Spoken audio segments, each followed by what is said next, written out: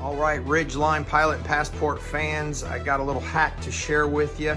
I don't know about you, but I'm pretty irritated that there's not a good negative ground on the Honda Pilot, Passport, or Ridgeline.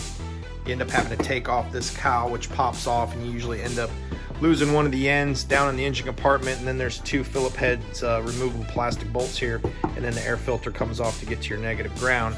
I used to recommend right here is your negative ground, but a lot of times it doesn't get as good as it needs to get that current flow through it. So I found this from an extra bolt from my no-low skid plate that you saw my installation on that.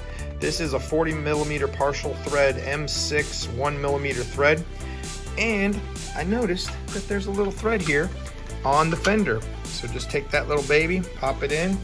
Now that's painted on the inside, so I've already taken this in and put it out. It is a 10mm, so you can hand tighten that down in there, and it will rub off the paint that's in there. Snug that baby on. There you go. I got my inverter here to show a little test for you guys, because I use this while I'm out. Put my negative ground there. Voila. Pop the positive off the battery. Come on, you can do it. Ooh, little sparks of fireworks.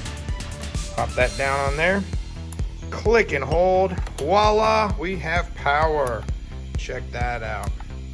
All right, if you got a different way to ground, to use jumper cables or your inverter, mine is putting it in the 12 volt inside the truck. Yes, I know.